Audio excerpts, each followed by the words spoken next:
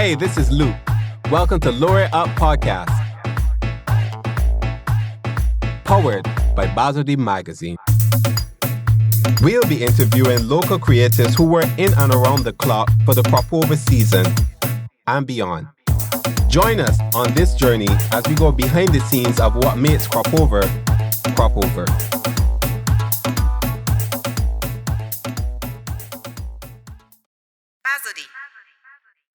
Welcome to the Lure It Up Podcast, powered by Bqrbadian magazine, recorded and produced by Robbie at Nameless Productions. On episode 8, we talked to mixologist David Barker, chef Trevon Stoute, chef Ann-Marie Leach, chef Danielle Gibson, chef Marvin Applewhaite, and chef Nicholas Ifill, all from the Barbados Food Rum Festival 2022. We hope you enjoy. Okay, so we have our culinary professional. Listen, he bringing the vibes already, and we haven't start yet. And I love the energy that you're bringing. Guess who we have here? David, give me your last name. My name is David Barker. David Barker, I could feel the drinks that you've been drinking before you even giving me a drink. I love it. Welcome to Bqrbadian Podcast. How are you doing? I am good, I taking things as the day comes. Okay, good. So you told me you're a jack of all trades, all within the culinary arts, which is the food, drinks. Which one do you like the most?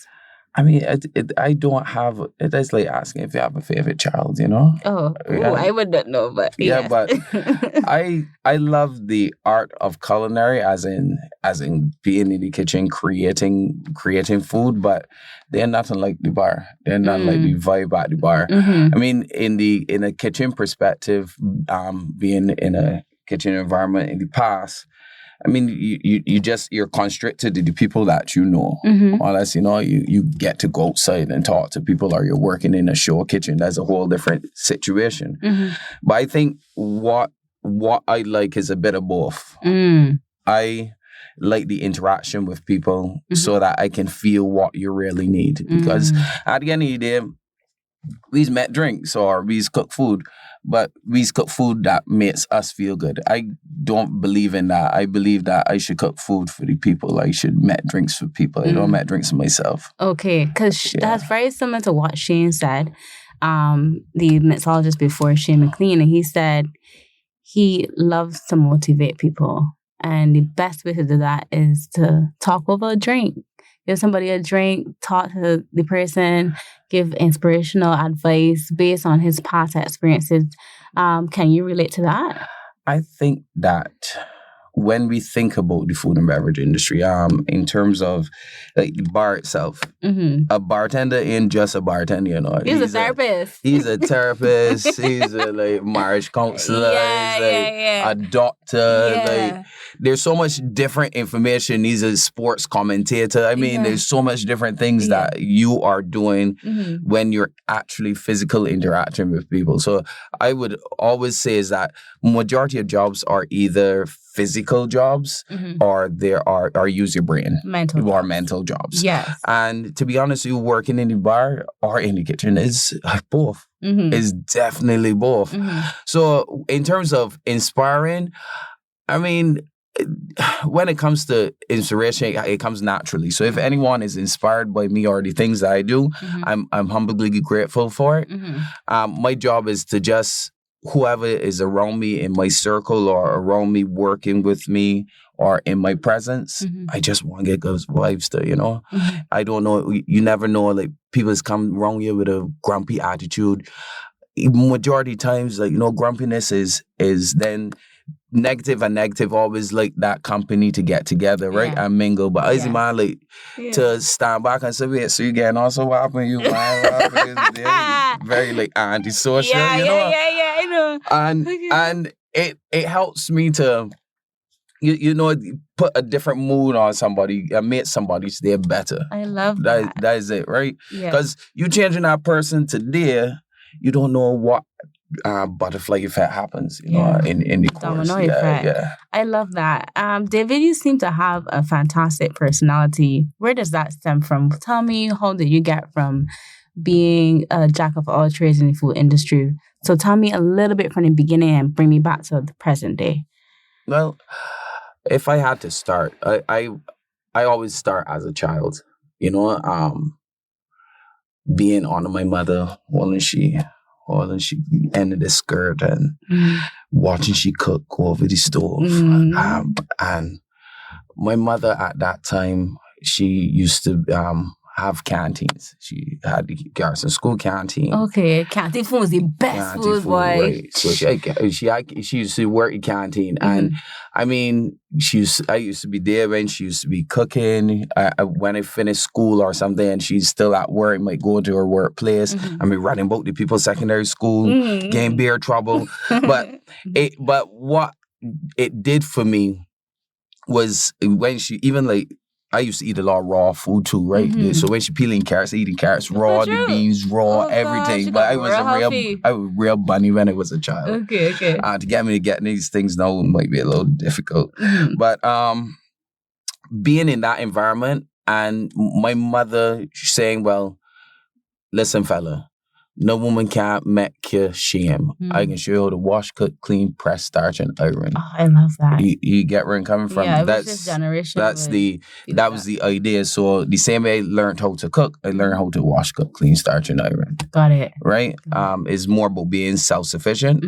That made us that made me on this journey. But seeing my mother doing that going forward, I was in secondary school in primary school. Primary school was primary school. You already know. I mean, there was primary school a little rough. Oh, okay, yeah. Okay, but in the same perspective, I made it on to go to Cordian Parry. And when I was there, I think from the age of 12, 13, I knew I wanted to be a chef. My cousin, he was a chef. He went to CP too. Yeah. Kevin Michael? Kevin Michael, for sure. For sure I know him. Yeah. And I think it was in third form, they had abolished home economics. So you couldn't do home economics for CSC. You had to do home economics management. So it's like, well, this is the only thing that I can do to be a chef, right? I was like, I cry in the hall. I tell Miss Phillips, Miss Phillips at that time, big on Miss Phillips, that, listen, I don't want to do the metal work, nor the technical drawing. I want to be a chef. That's so cool. I only be the only boy in this class at CP. The man used to pass and say, look at you all girls. But anyway, I didn't really matter because you were girls too. I didn't be all the girls. All the girls. Anyway. Okay. I didn't mind them. Yeah. So I ended up excelling in that class because I always used to be cooking at home. So by the time CSC come, I already did doing things like that the secondary school, the tertiary education people were doing. Got that covered. I already had it down pat. So in leaving CP, that particular subject, I actually got a distinction in. What? Yeah, so it was like... So that propelled you to where you are now? Yeah, it did. Yes, you went to Palm-Marine? I went to Palm-Marine right after. Okay, and then straight after that, you went to the hotel industry. Well, it even worked out like that. So it was at hospitality. I was at Hospitality Institute. And governments have changed, things have changed. My mom didn't even have a job. She wasn't working for what she was working for. So I was like, all right, I'm going to this school. This is what I really want to do. And I said, well, all right, I need to make some more income and do something for myself. I remember being hired at Kokomo's at that time, which is Zacchaeus. Zacchaeus. And then I was caught in on the beach and so you're on the West Coast. So it was on the West Coast. But I was an assistant. So I had to learn how to peel chicken, things shrimp, cut up vegetables. But that was giving me the fundamentals to go into school also. Right. So it learned me how to balance in between getting education and actual physical working. Fantastic. Being at the hospitality then, I was then we had the Disney program. So it was a few people, So it had a few people who were chosen for that particular program. I know how that goes.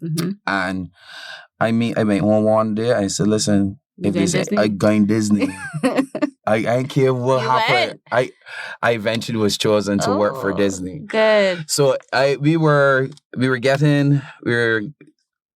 to go down there, work at a Barbadian pavilion, making making cuisine from our home country. Yeah. It obviously don't turn out to be whatever they say. You gotta do what they tell you to do. So I first started at Disney's Caribbean Beach, in this place called the Bridgetown Broiler. I get blisters making omelets, man. What? I used to make like hundreds of omelets like every morning. Whoa. I eventually moved through the different lines of the establishment. I ended up on the hot line because that's where I wanted to be. I wanted to be like a professional chef. Right. I mean, many days I cripe on the hot line too. Yeah. But it showed me resilience. Resilience. Excuse me. So after being at that particular thing, I was always a person to excel, to learn more. So there's the good thing about it. Disney has this thing called like a Disney University. Yeah, where you get to learn how all the different trades and stuff like that. So I did all the different courses that Disney had to offer because I'm always to get a wealth of knowledge all the time. I ended up supposed to stay like a year. I ended up getting my stuff extended because I was doing so well. I ended up at Disney's Polynesian and Disney's Grand Floridian Resort and Spa. Wow. I also, before Food and Rum, there was Food and Wine Festival, right? Yes, I know. I worked Epcot Food and Wine Festival. Epcot for 2 years in a row. I don't have one at Epcot. Yeah, I did Epcot Food and Wine Festival. I actually got to post that home and stuff. That's amazing experiences. Yeah. So I worked in like 6 pavilions from around the world at Epcot. And that was an exciting experience, talking to different people around the world, learning different cultures. Languages. Foods. I mean, food, everything. And that experience is what helped me to have this vibe. Because if we could talk to you, or you could talk to anyone in the world, you know? Yeah. So you talk about food, but right now you're here as a mixologist. Yes. So you're fantastic at food, but what took you over to drinks and food and just mixing different stuff? All right. So I had come back. I had left. You're like, you got a love story. Yeah, I got honest stories. Cut it short for me. I went overseas. Where I went and come back. Is when I came back from the same Disney because I left Disney, worked at the Radisson as sous chef. Okay. And then came back home. So when I came back home, I was looking for a job, obviously. So I thinking I can get a sous chef or something. So nobody a demi chef. I gone looking for jobs and nobody ain't got nothing available for me. And obviously because I'm working, I'm looking for work. So I went to Almond Beach and they said, well, the only job we have in the kitchen for you with these qualifications is a commis cook. Which is the same thing I started out as peeling potatoes, peeling this, and I was like, nah, I just do all these things. I came back here to peel somebody chicken. Well, we got to make it sport.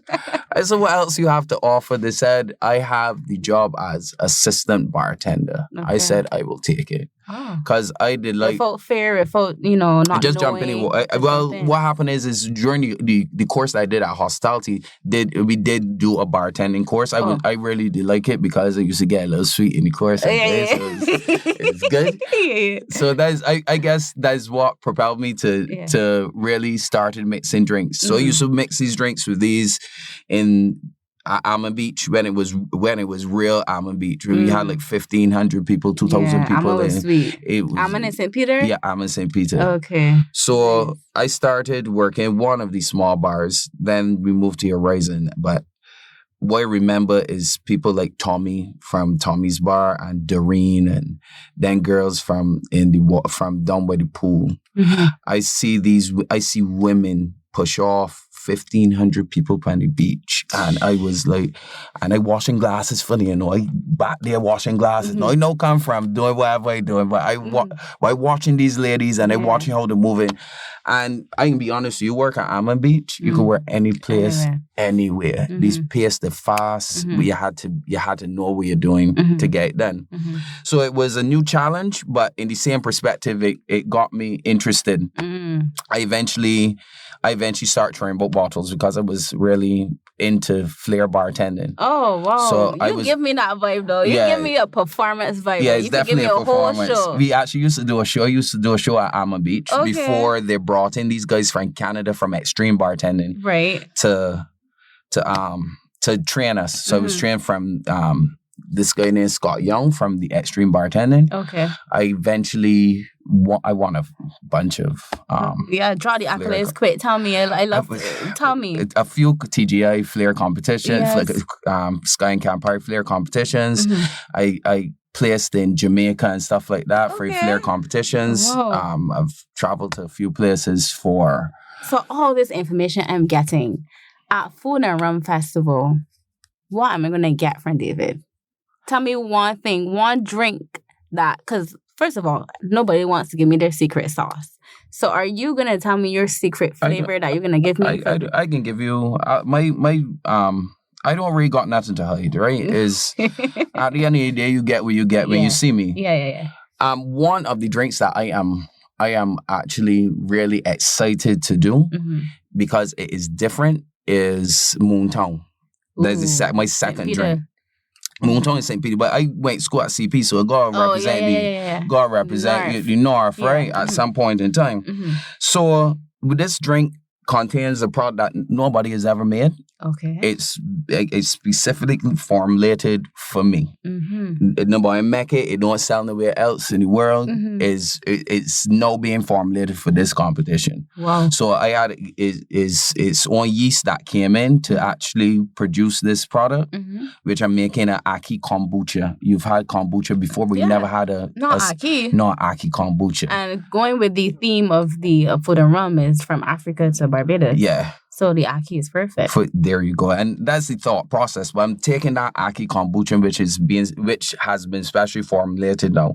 So it has the little tinyness, a bit of bubbles inside. And I'm infusing vanilla into Mount Gay Silver. Ooh. I'm infusing it with nitrous oxide. But people don't even realize how deep it is. Things just like an infusion. Now. Yeah, it ain't just that we making drinks. We putting things together. We formulate. It's call me the mad scientist anywhere. I love it. But I am infusing that with nitrogen oxide, and then we are going to, flavor it a little bit. Then what I'm going to finish it off with is a little bit different. So you ever had an Aki and you put a little salt on it?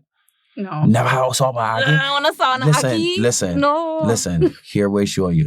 Here we show you. Aki has a little bit of tanginess to it, right? So some people, when they eat cigarettes, when they eat donks, it's got mango chow, they got pineapple chow. Yeah. But you got to understand, there's an Aki chow, but the Aki chow is being broken down into a formulation. Okay. So you got the Aki, you be Aki kombucha. You got the Mount Gay Silver. You got the spices that is in this drink. Right.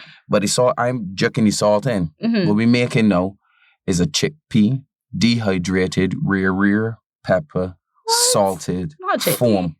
What? Whew.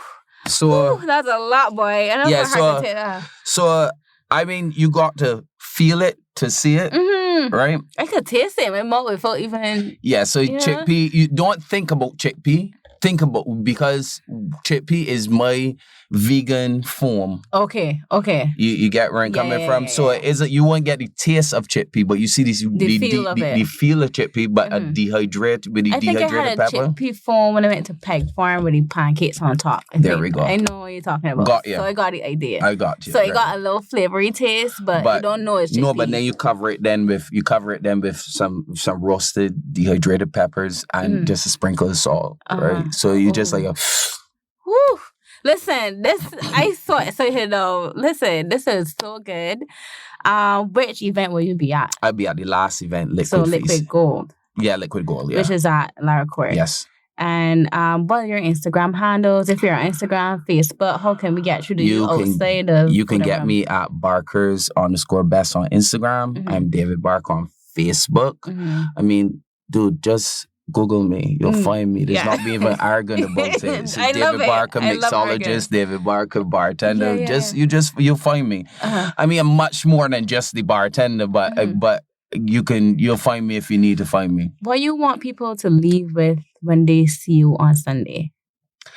Give me one My word. mantra is changing the world one drink at a time. Ooh. So all I want to do, best doesn't stand for I am the best, is Barbados Elite Star Tenders. And all I want to do is bring Barbados Elite Star Tenders. I love it. Not bartenders, Star Tenders. I get it. So all I'm trying to do is sprinkle some stardust on people. Yes. I love this. Oh, this was so good. Thank you so much, David. You are welcome. Wishing you blessings. Love the energy. I know you're gonna be a superstar. You are a superstar, right? Thank you so much. Welcome to the Lure It Up podcast, powered by Bqrbadian magazine. So this evening we're here with Chef Trevon Stoute from Barbados Food Rum Festival. Good evening, sir. How you doing, man? I good. So we just want to get some background of you as a chef and get an idea of what you'll be doing at this year's festival. Yeah, most definitely. That's not a problem. So I started cooking from around the age of 6. Just generally, playing around at home, watching my grandma, my mom do their stuff in the kitchen. Something that I definitely used to watch and admire. And then I like to play with stuff as well. I like to see how stuff comes out.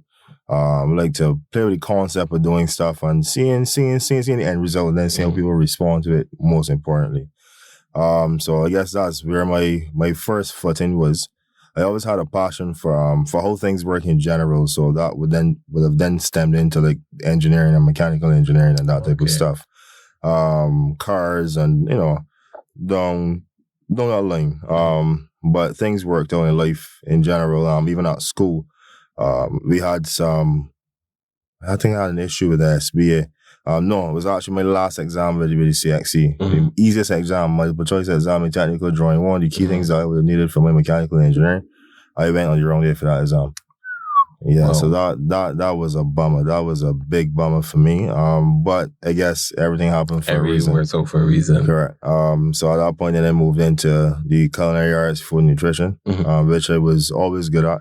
The teacher actually told my mom from a young age that I would have been a chef from about 3rd or 4th form. Wow. Because she could have seen it whenever I had to do a practical or anything of the sort. And I started to excel at the food and nutrition. Did my first job attachment at about 15 at Amma Beach in Spikestown. And from there, the sky was the limit. Went back to school, finished 5th, moved on to Palmerine. At that point, the hotel school. Did my associate's degree, and from there was job attachment. It was my, what do you call it? It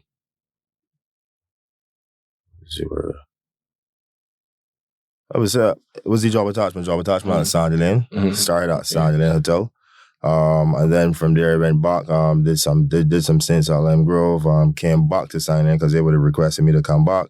And did about 3 years at Sandy Lane. I managed to find any restaurant there. And that's where my real passion for like competition cooking and like really real in-depth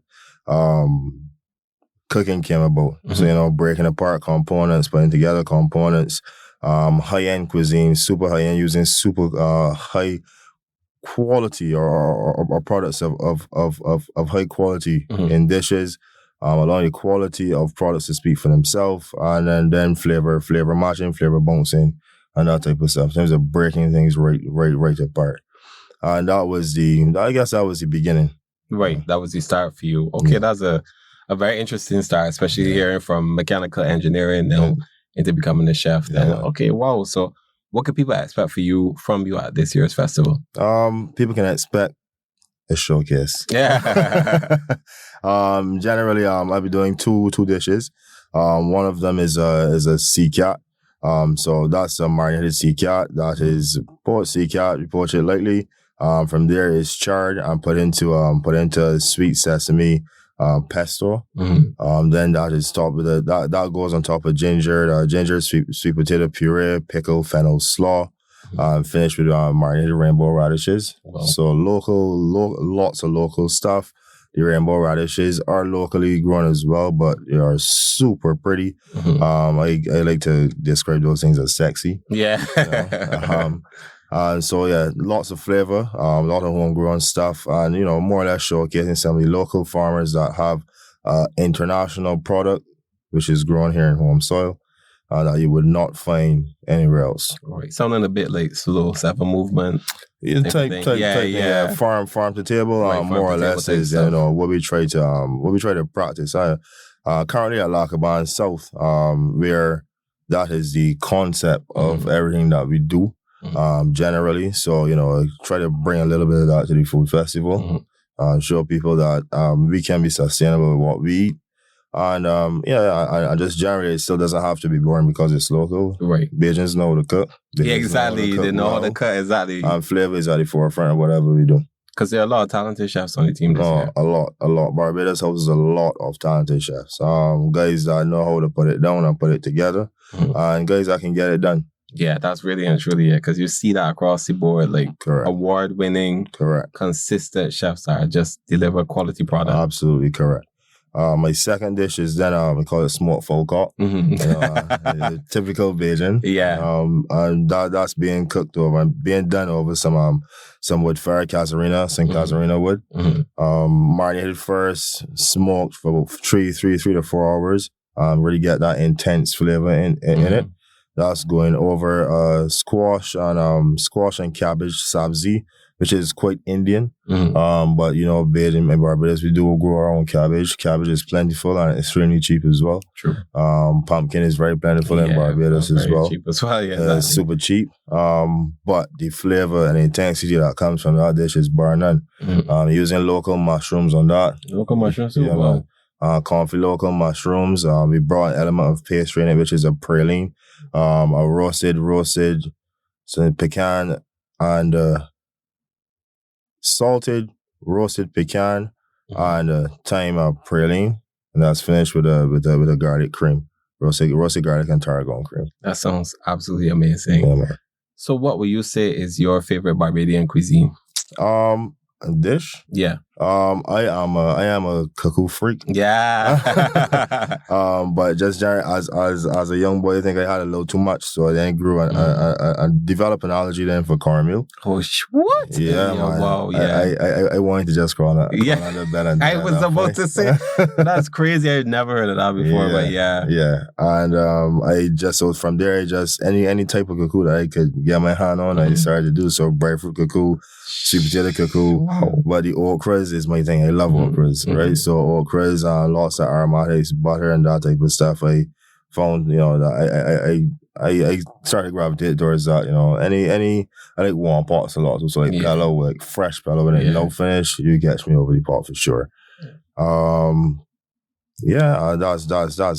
my jam. That's the way it is for you. Yeah, I like a nice bowl of food. Yeah, you man. Yeah. So what are you looking forward to in your journey as a chef? I'm looking to recreate the expectation of a chef, what people define a chef to be. I think a chef could be a lot more than a person that stands up over a pot. Right. A lot more than, people in what someone sees in these heavy draped, white, drab, checkered pants in the kitchen. Just mulling around and feeding people. I think a chef could be very explosive, very impactful. He does not have to play behind the scenes all the time. Most definitely, he can be up front and center, and people can see who's the person cooking their food, and be able to really, speak and communicate with the chef. The chef being able to tell you what you're having, even past the cooking, impact people's lives in different ways. I like that. Actually, that's a very, very good answer. Yeah. And so finally, we know we can find you at Lakaban South, but how can people find you online too as well? Online, we are about to, so for the Food and Rum Festivals, let me give you some insight. The chefs are actually in the apparel of the company, a company that's Quintessential, Quintessential by T. Stoute.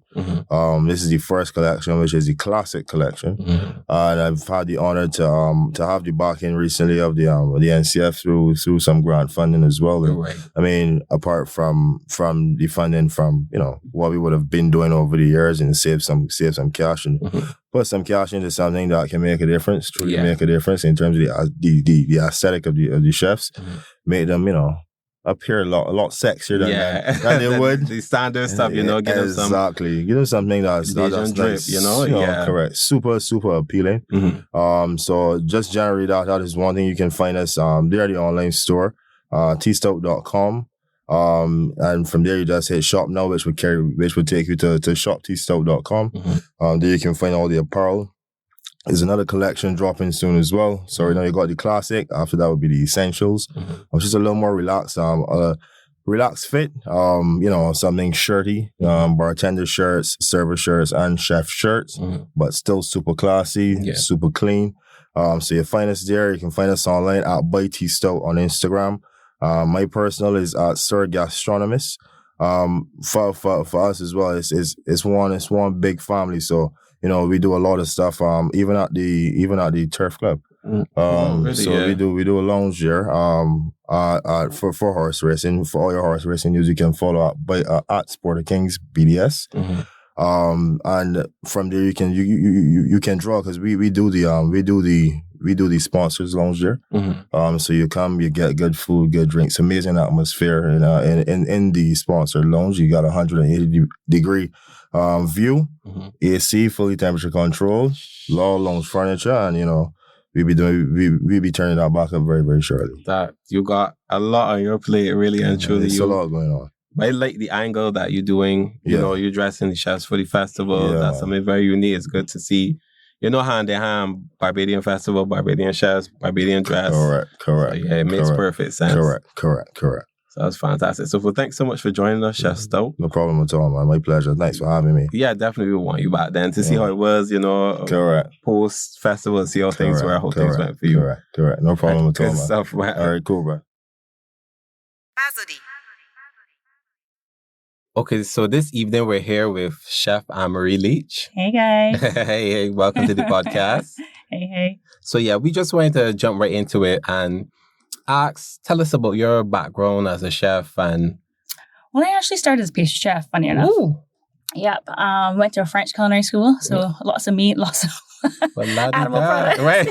So y'all can't see my eyebrow raised. I'm like, French culinary school. But I think that, if I'm being honest, I always had I was always being drawn towards healthy food, and then vegetarian food, and then it became vegan food. I just always had a love for it. So I remember being in a pastry shop, I'm now starting out, and wanting to use beet to dye my strawberry ice cream because dyes aren't healthy. Right. So, and I realized I just always have to follow that voice inside. Right.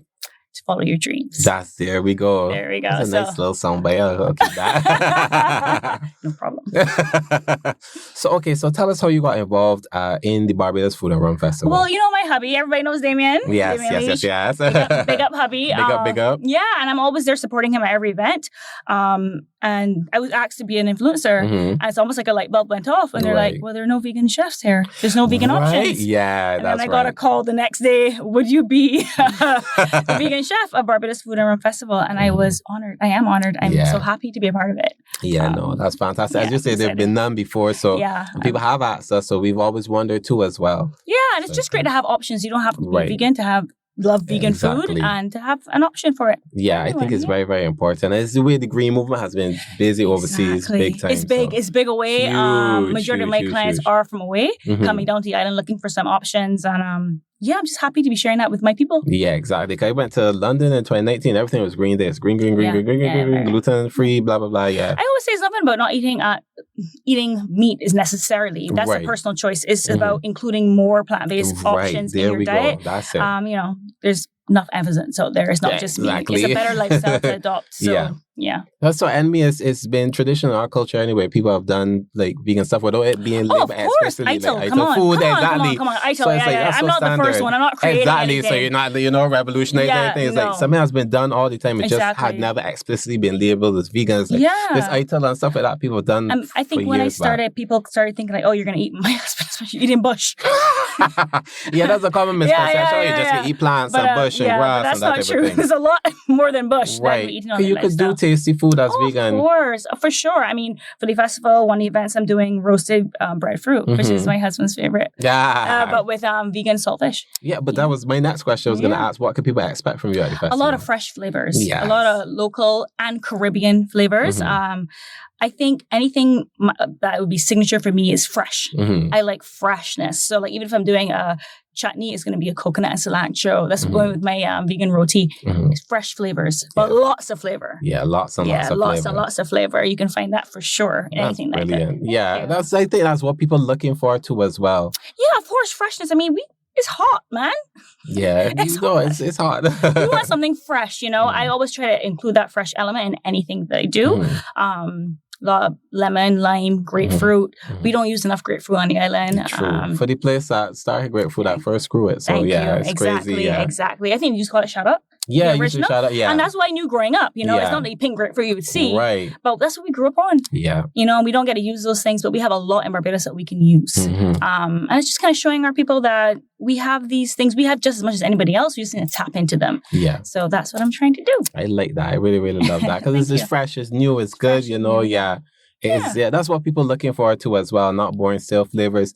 And what I'm getting from you two as well is kind of like some of these slow seven movement that you want farm to table. You want stuff that's grown here and local. Yes, as local as possible is what I tried. I mean, honestly, like I think when I told him I was doing roasted breadfruit, he was like, "No, it's not a lot, but it's a lot of breadfruit." He's like, "That's good, girl, but that's a lot. That's ambitious. That's a lot of breadfruit." But I think when I pass the vendors on the highways and stuff like that, they're the ones that need our business. Yeah, exactly. And there's enough business to go wrong. We just have to be intentional with who we are putting our money in whose pockets, Really we support everyone, but just think a little longer about who you're trying to support and who may need it a bit more. Yeah. That's the focus. Yeah. Yeah, so. Okay, I was trying to remember this. I think the next question is right. What's your favorite Barbadian cuisine? Oh my gosh. Now listen to me. I have never been a fan of meat. Growing up, my mother put beef stew and macaroni pie on my plate, and I would push away the beef stew, and I would eat my macaroni pie. I'm a carb girl. I'm a carb girl. So anything carb, breadfruit cuckoo, macaroni pie, rice and peas, gravy, no meat, just sauce, cream potato. Yeah. Cuckoo. Yeah. Anything carb? Yeah. That's you. That's me. There. Yeah, that's me. I just wanted sauce and I wanted carbs and that's about it. So that's cool. Yeah. Right, exactly. And I'm glad that you said that because I know we're very people see us as a very meat heavy culture. Yeah, but I've never, that's why I always say I think everybody has it within them. They know a lot of us maybe ignore. Right. Call it whatever you want, intuition, whatever. But I've always been like, okay, well, why do I feel this way? I've never been drawn to meat. And it's so funny because I would always be baking cakes when I was younger in my grandmother's kitchen. And you start baking as a young baker and you realize, shoot, I ain't got eggs. Yeah, right, yeah. That always happened to me. It was, and I'd be like, okay, let me take an apple and mash it. And let me see if it creates the steam when it puts in the oven to help the cakes to rise. And that's what I use that. Brilliant. That would have never crossed my mind. I think the only thing I can say that I am is that I really listen to my heart. I really try to follow my heart. And I feel it's always led me. That's what I'm about to say. Because my heart never whispered after me. My heart is telling me whisper, go lay down, I'm going to let Trudy window. Smash apple for the steam. That's The water in the apple. Yeah. It's just, and I think it was all to lead me to this. That's my point. It was all to lead me to this. If I was really being honest, I think I won the Prime Minister Award, NIFCA 2007. What? That's good. I may be wrong the year, but I did a green banana loaf. Yeah. Come on. Who does this? And I look at your recipes to get inspired, and I was like, I see a meatloaf. Let me make it vegetarian. Why is that? I was always going towards that. Yeah. And I think that when you have those signs, I take them as signs. You go towards it. Wow, that's brilliant. I think. Thank you. Green banana loaf, that's the way forward, really. And truly, I wouldn't say it was the most appetizing, if I'm being honest, but I definitely was the most creative. It is. It was and when I won, everybody was like, "What?" Including me. Yeah. I was like, but it was just you're using something local and you made something completely different, and I think, that's the way it should go. And that to me, that's cuisine, that's food. Is you should always be experimenting and finding new things. Always helped me. Yeah, I use that money to go to school in Canada. Barbados has always been there for me. So if I can get back to Barbados anyway, that's what I'm trying to do. That's why I'm so happy to be a part of this. Right. It's amazing. It's amazing. I love your inclusion. I love your energy. Love the way you drive, your vision, everything like that. And then to be able to see what you bring to as well to the festival, I think that would be really, really unique. And again, the green, the vegan movement, the food that you're doing then is adds a additional dimension to the festival that was sorely missing. People know that we got it all in Barbados. We're offering all. We offered it all. We include everybody. That's what we are about. That's cool. So, what do you see as your future as a young Barbadian chef? Where is that you want to go? Well, I just started. I had my first wellness retreat about 2 weeks ago in Barbados, and myself and my partner are planning to have a lot more. And that one is going to be in January. And Barbados is known for a lot, but I don't think we're known as a wellness destination. True. But that starts here. Yeah. We're going to be on the map. We have that. everything that anybody else has. Just need to tap into it. Little belief in ourselves. Yeah, and we're gonna be good. We should be good. Yeah, so that's what I'm planning to do. I think we have so much to offer. You know, I do bay leaf tea whenever I have a retreat down here, and everyone's like, "Oh my." Listen, bay leaf tea was normal in my house. But people come down and they're like, "Oh my God, this is amazing." I'm like, "Yeah, but it helps insomnia." Yeah. So I give it to them before bedtime. And all the, tourists like, "Oh my God, it's amazing. We have these things here that we're just not tapping into." Yeah. So it's about sharing that with the world. And I think one of the best ways to do that is to have wellness retreats in Barbados, bring people to us. And that's what I'm working on. That's good. No, you're very right, because you're saying that, and I have a friend from Barbados who went to the UK, and then it's like, he doesn't have bay leaf tea anymore. He's like, oh my gosh, I took it for granted for so long. You took it for granted because we have it, but it's not like, I think it's an old time mentality where everything on the outside is better. Right, yeah. Slowly we're seeing the change, people realizing what they have, but it's just now to tap into it, use it, and share it. Share it, showcase it, appreciate it. Yeah, we're good for rum, we're good for partying, we're good for a lot of things. But the wellness aspect, I don't think we've really tapped into it as much, so trying to do that. That's brilliant. I think that you on your own vein, you're following your heart, you know what it is that you want to get into. That's brilliant. So where can people find you physically and online as well? Well, physically I'm at my house. Don't come visit me. Don't visit me. I like that answer. But I have a mailing list where I do a meal prep service 3 times a week. So if you want to get on that list, you just email me at aleach.yummymummies@gmail.com. Yeah, Yummy Mummies, the other host that talked about you. She was like, oh yeah. You getting Chef Leach? Yummy Mummies? That's sweet. Yeah, you just send me an email and I'll add you to my list. Yeah. But besides that, it's the retreats that I'm hosting and just bopping around, keeping busy. Yeah, that's the way it should be. I like that. You make your way around, you do things. Yeah, I never get upset if something falls off. It's like, it wasn't meant to be. Right, exactly. So, whatever's meant to be. Exactly. Well, thank you so much, Chef Leach. Oh my gosh, this has been so much fun. I know, right? It's been so much fun. I saw you in my DM. Yeah. And I said, wait, who's this? Right? I'm DMing all these people. I'm like, these people are going to think I'm a weirdo. Like, what? No, but I was just like, okay, somebody wants to interview me. All right. Yeah. And I went off, I came back and said, well, let me go. I think this will be fun. And it's been so fun. You didn't disappoint. Yeah, it was great. It was brilliant. No, because when I was looking through chefs, and I'm like, I'm actually really looking for a vegetarian chef, a vegan chef. Oh, thank you. And somebody pointed me to you, and I, brilliant. That's exactly what I want. Amazing. I'm really happy I came. Thank you for coming through too. Yeah, for sure. This has been the best podcast I've ever done. Right? The energy and the vibe. We bouncing off each other. Literally. Yeah. It's like I feel like I only got my life. It's been good. Right, I know, right? It's natural. Yeah, very, very natural. So it's been absolutely brilliant. Absolutely fantastic. Thank you very much. Brilliant. Welcome to Lure It Up Podcast with Basil D Magazine. Yes, so this evening we're here also with Chef Danielle Gibson from the Barbados Food Rum Festival.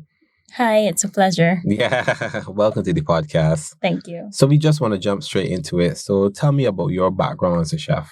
Okay, initially I would have started at the Hospitality Institute here in Barbados. And then from there, I actually went to Johnson & Wales University in North Miami. So I would have graduated magna cum laude in my field. Well, la-di-da. Yes, please. And I have a bachelor's in culinary arts and food service management with a concentration in baking and pastry. So my actual degree is in food with the culinary art. But I just always had a love and a passion for pastry. And I just decided to pursue the pastry aspect so that I could be, well-rounded as a chef. So I can do both. Okay, so you could do both. Okay, yes, but you primarily are a pastry chef. Yes, okay, please. So how many pastry chefs are there in this year's festival? So for this year's festival, there are actually 2 of us that are going to be featured at the Liquid Gold Feast on the 30th of October. Okay, nice. And what should people expect from you at Liquid Gold? Liquid Gold is going to be exciting, enticing. You should definitely head out there and get your tickets and support the festival and support local. For instance, for one of the desserts, it's going to be, a rum and raisin bread pudding with a vanilla bean creme anglaise. We have a mango and sweet cream panna cotta going in there as well. There's going to be a chocolate station where we have a liquid salted caramel chocolate truffle that's going to be featured as well. We also have a vanilla bean gâteau with passion fruit curd going in there. So a lot of local flavors, enticing palate. It's just going to be amazing, man. That sounds absolutely fantastic. Now, as you say, now you're ready to go, you want to try it, you want to come back again and try it again. Exactly. It's really going to be something. It's going to be amazing. Okay. And what would you say is your signature, well, since you're so skilled, what's your signature pastry and what's your signature dish? Okay, perfect. So signature dish would have to be, I'm just going to say out of the box here. I make a really good shrimp Alfredo. Ooh. It sounds simple, but you can definitely mess up a shrimp Alfredo. Trust me. And then for pastry, I make a really mean panna cotta. I've been told the best. So for me, a panna cotta, should be well balanced. It shouldn't be too gummy in texture. It should just melt on the palate, and that's exactly what you're going to get at Liquid Gold Feast. It's going to be awesome. I know. Trust me. I'm looking forward to it. As you say, I like the inclusion of a lot of local flavors. It's very, like slow seven movement, everybody getting involved in like farm to table stuff and bringing as many local flavors on board as possible. Exactly. So we have mango in there. We have passion fruit in there. We're going to be using plenty of alcohol. It's going to be awesome. So tell me, how do you get involved in this year's festival? I've actually been doing some work for the BTMI outside of the festival in terms of one of my specialties, which is actually making chocolates and chocolate bonbons and truffles and that type of stuff. So when they had asked me to do the festival, I was super stoked. I was really excited about it. And I was like, this is going to be great. It's going to be awesome. I'm going to, put my best foot forward and just wow everybody. And it's going to be really good. Oh, really, really good. I know. Trust me, I'm looking forward to it a lot, really and truly. So tell me also what are you looking forward to on your journey as a young chef? Honestly, as a young chef, I've always dreamt of, I actually have a Michelin star training background. So I actually worked at 11 Madison Park, which is a 3 Michelin star restaurant in New York. So for me, I've always tried to aspire that one day I would be able to get my own Michelin star as a chef. I mean, that would be the pinnacle of my career. Yeah. I like that. No, look at there's so many of y'all who have all these backgrounds who are so interesting, who've trained in these really exotic, exquisite places. Like y'all are no slouches, you do the work. You've got it. Yeah, we've definitely put in the time. I've also traveled to Germany to work under a Michelin star chef as well. And then I was in a little town called Salak, which is right outside of Stuttgart.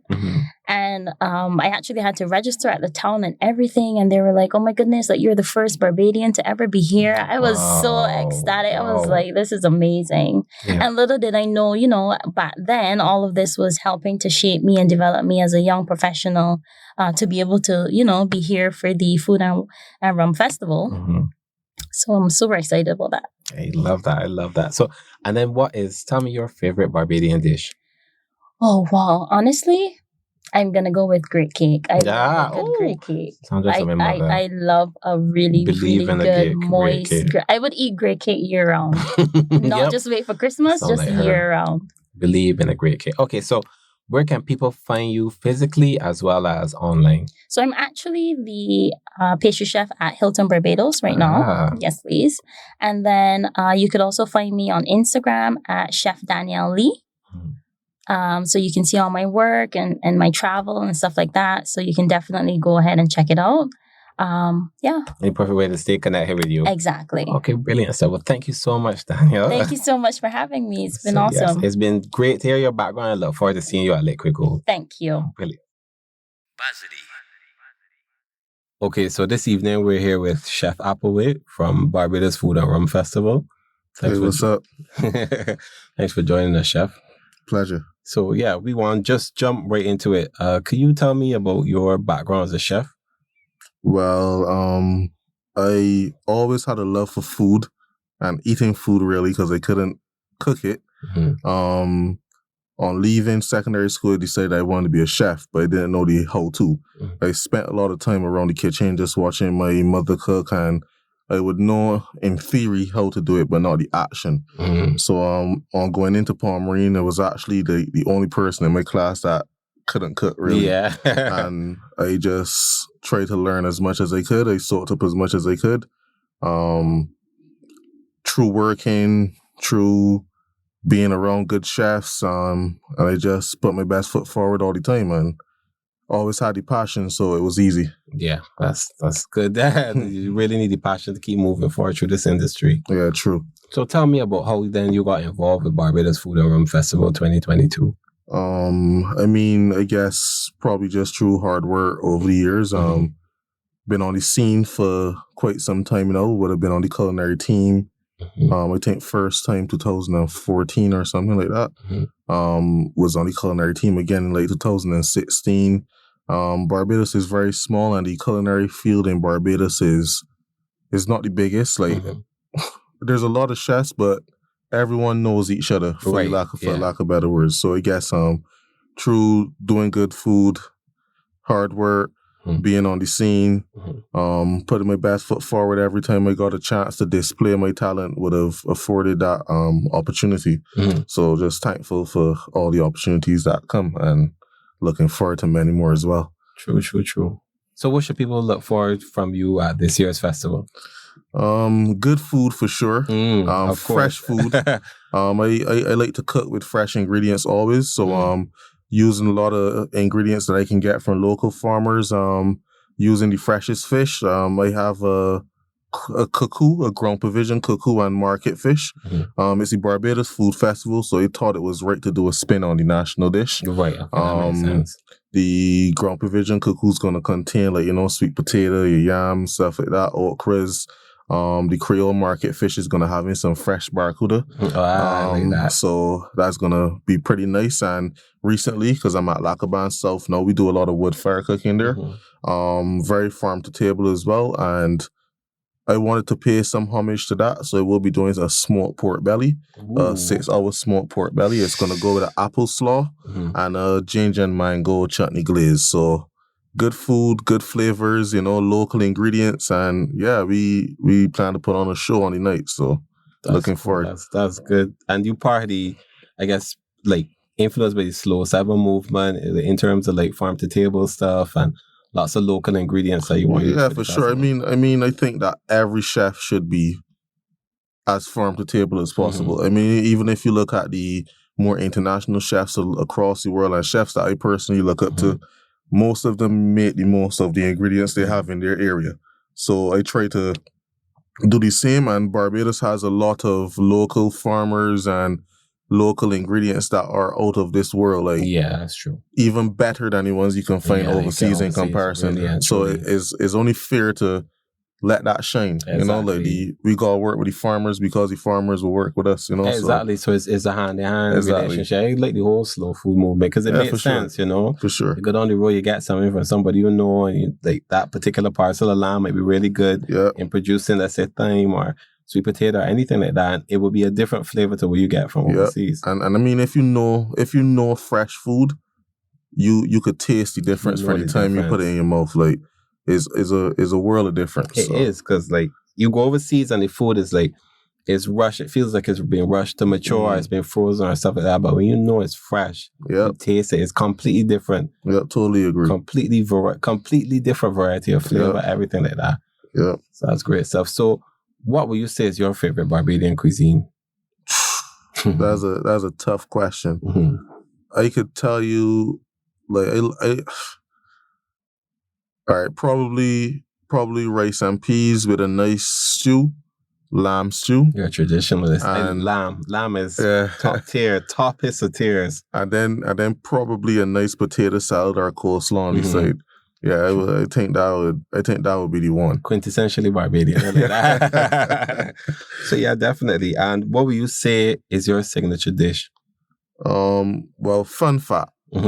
no chef has a signature dish. That's what all of them been telling me and all. Like, I mean, it's like, I hate this question. You know? it's like that cliche question that you always get. That's what he said. And then we try to think up like that dish that first comes to mind or the last one that we did that we really enjoy doing. But I don't think that any chef has a signature dish. But I can say that a dish that I particularly like to cook is ceviche, because the ceviche that I do is using the flavors of pudding and sauce on the fish, and traditionally locals would shy away from ceviche. Right, that like, I know. Me as a local, I would. Like you try to serve a local ceviche, be like, you gave me raw fish, right? But then when they try it and they get that familiar flavor with the ceviche, I think that it makes the world of difference. So that's a dish that I like to do. To see the general response of the people, because you got people that love ceviche that never had it with those flavors, and then you got people that don't really like ceviche that would try it for the first time and be like, whoa, this is amazing. This is completely different. So that, I would say we can call that the signature dish, but if you want, but yeah. Fair enough. And then on your journey as a young chef, what is it that you're looking forward to for the future? Good question. In the future, I would say looking forward to seeing the Bqrbadian foodie society move forward. And let me explain what I mean when I say that. I mean, like, in the past couple of years, you've been seeing it a lot in terms of locals eating out more past just a birthday celebration. Right. I would like to see a lot more of that. It's going to come hand in hand with chefs consistently doing good food and bringing good offerings and exciting projects for people to enjoy. But I'm really looking forward to a shift in the culture where there's that real appreciation for good food and good cuisine like you get other places in the world. I know a lot of people on Sundays now finding themselves at restaurants, man. Before they used to be cooking a little Sunday food and stuff. So I mean, like, I'm looking forward to a lot more of that. For me personally, I just always looking for progression and growth, always trying to learn, always trying to make the most of any opportunity that is in front of me. So sky is the limit. So yeah. That's cool. That makes sense. And so where can people find you, like if they want to find you personally, and then where can they find you online? Well, day to day, I'm at Applewhaite South, which is down at the Hilton Beach. Nice spot. They recently opened. Right, yeah. Farm to table, like we mentioned so much during the interview. And very sustainable cooking. Like 80% wood fire cooking, which I think is a difference maker as compared to other restaurants in Barbados. That's very true. And that's where I'm at day to day. If you want to book a private experience, you can do that as well. Bqrbadian Stoute on Instagram if you want private experiences. That is a company that me and my business partner take good pride in. We pretty much cook the best food in Barbados for private experiences. Is that a big yourself? And on Instagram, my Instagram is Marvin Applewhaite. Easy. So that is pretty much it. That's good. Well, thank you so much for joining us, Chef Applewhaite. I look forward to seeing you at the Barbados Food Rum Festival. I look forward to seeing you at Applewhaite South too as well. I've had great reviews from down there. Yeah, it was a pleasure, man. So looking forward to seeing you on Sunday Liquid Gold Feast. So for sure. It should be a good night for sure. I feel so. All right. So we started with mixologists and we're going all the way to food. So right next to me, he seems a little quiet and, into himself, but don't worry, get shaking him up. We have Nicholas Ifill, chef for the Food and Rum Festival. So good afternoon. Good afternoon. So we can just hit it up. Tell me about food. What's your favorite food? My favorite food, honestly, is just cooking Bajan cuisine. But any Bajan cuisine? Any Bajan cuisine, but just elevating it to a very high standard. Okay. So give me Nicholas. Tell me how Nicholas got from being a mixologist now and take it all the way back. So when we had... Sorry, chef. When we had Shane, he had an entire story completely different to being a mixologist. Do you have a completely different story? Where did you start it out? Did you always wanted to do food? Or, this just come by? Well, honestly, it started from young in the kitchen with my grandmother. I also had a very lazy cousin. He's like my big brother now. I would wake up on mornings. He would just tell me, Nick, want 2 scrambled eggs. That's where it started from. I was tall enough to 2 scrambled eggs? Yeah. Okay. My cousin. So just go in the kitchen and start the scrambled eggs. I even got pictures of me from small in the kitchen making scrambled eggs. Then from going to school, my grandmother would take me to school, bring me back home. Then she would be in the kitchen cooking. And it just used to go in and help her cook. And I don't know, it just come into like a habit for me. Mm-hmm. Then I got in secondary school. I was really focusing on being an architect. Oh. Yeah. What school you go to? Where you went to? Dayton Griffith. Okay. But Nice. then I ended up in food and, I pushed to get in food and nutrition, and that is where the love really started from. So you started at Dayton with the food? Yeah. Mm-hmm. After Dayton, I attempted to get in Palm Marine twice, but I am a sucker for English. I failed English 3 times. Don't worry about that. At least you can speak it. Failed English 3 times, and then I finally got into Palm Marine. Mm-hmm. I did my then associate's degree in culinary arts. Mm-hmm. That was good.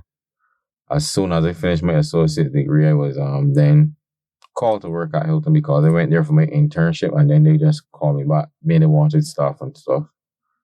And that is pretty much where it started from. Mm. That was 2015. 2015. And then I competed to go on the culinary team in 2015 for the team for 2016, and I actually won the Junior Chef of the Year competition there. Oh, wow. Okay. So we got winners in here then. Yeah, pretty much. Awesome. So what was that experience like? Winning and preparing the food and everything? At one point, I wanted to quit. Really? Preparing for the, my chef, Andre Nurse, we was just trying, and every time I come up with something, he just tell me, Nick, nah, you gotta do better. And it was just getting frustrating. Competition was like 3 weeks away. And I was like, you know what? I can just don't do it and do it again next year. He tell me no. So I hear Do thinking, something. right? Not to cut you, but Yeah.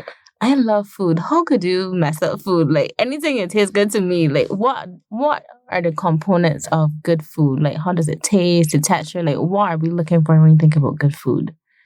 I wouldn't say it wasn't good, but for the you're going up a wholesale of chefs in Barbados, you gotta come with something different. You can't just do sweet potatoes and fish. Like you gotta elevate your style of cooking. Like one of the dishes I recently did was sweet potato and herring with drunken oxtail. Ooh, I never think about that combination. Right. So it's just like thinking outside the box, but it's still very local and simple. Yeah, I love that. Yeah. So this Food and Rum Festival is basically talking about moving from the African culture and bringing it all the way back to Barbados, or moving from Barbados and taking it all the way back to our heritage. So what foods would you use to show that? Well, we have our own Saturday staple that we enjoy. Pudding and toast? Yeah. And that is pretty much a play on what I am doing for one of my dishes. I like that. Yeah. And then my second dish would be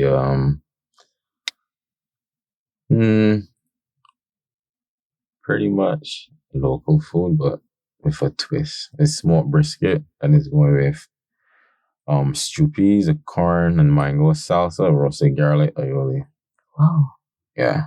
And then that is one of the dishes like I mean, you're saying that's so simple, right? But that just sounds complex, and like my taste buds like going fireworks going off. I guarantee it will look complex. It's not going to look simple. Okay. Yeah. That's my way of thinking for it. Awesome. So what is your preparation for the Food and Rum Festival? And how do you prepare mentally for it? And then how do you choose the foods that you're going to go with and say, yeah, I stick into this is what we can do, and it can come off the plate really well? Well, one hiccup I had a list of like 3 dishes. Then when I actually found out which event I'm doing and the type of event it is, I had to step back like, nobody don't really want their mouth stink about this time of the night. It's like garlic and stuff like that. So I had to pull back one of my dishes from doing that. So it's just studying the type of people you're feeding, what time of the day it is, and who you're catering for. Oh, I didn't even think about that. Yeah. Okay. So Yeah, preparing for it mentally. I was on a lot of coffee, but I switched to a pretty decent vitamin last week. Okay. So that seems to be working all right. Okay. Then it's just a matter of getting all of your organizing in check. Mm-hmm. For like me, like all of my equipment and things I need, I already got. Like all of my vehicle is packed with my bin just ready to pull it out for the event. Oh, okay. Yeah. I haven't asked any of the other mixologists and chefs this question, but because you're in a creative artist, this is culinary creativity. And usually as a creative, we easily compare ourselves with everybody around us. And this is on the world stage right now, and you're seeing other chefs. Mm-hmm. How do you stay focused, not comparing yourself with the other chefs? Honestly, when I was younger, I would compare myself, but as I get older, because this is almost 10 years now in this thing, I think you get to find out that everybody has their own. The world is big enough for everybody to got their own style. Mm-hmm. So just do what is true to yourself, and what's or your what style? you like. Like, I personally, I like Bajan food, but I would just take it. I say this all the time. I would just take Bajan food to another level. Okay. But I can also do like the French cuisine and all of that. I love it. I love it. And you told me before we went on air that you were doing the Liquid Gold event, which is the 30th of October. What can we expect from you, and how we can holler at you? Like, what you want us to come to you with? Or what are you coming to us with? Well, just know that the little quiet boy is not going to be quiet at the Liquid Gold event. And then also, the one dish I have to, well, both of my dishes will stand out, but the effect of that grill and because it's going to have dry ice in it, wow. I have smoke coming out and everything. Okay, nice. That I know that would be a showstopper for sure. Mm-hmm. And then my sauce, I call it sauce on Saturdays, turn up. SOS, turn up. Yeah. Oh, it's a whole bar lane. Yeah, pretty much. Mm-hmm. Then you have I didn't mention it, but you're going to have a Banks beer pepper sauce to go along with it in a pipette. A Banks beer pepper sauce. I cannot imagine that. Explain that to me. Like, how are you going to do that? That's my secret. Oh, it's a secret. I love that. Banks beer pepper sauce. Okay, well, this was actually really good. Mm-hmm. I'm wishing you nothing but the best. Thank you. Before we go, do you have any dreams and aspirations for the future outside of food and rum? What do you want to aspire to next year, achieve next year for your culinary art?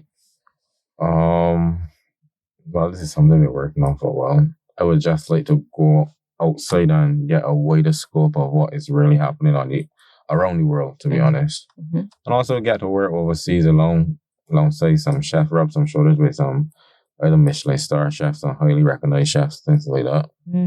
Okay, well, that's great. I wish you nothing but the best. Congratulations, and we will see you on Sunday. Thank you. Yes. For sure. Okay. Thank you for listening to our podcast.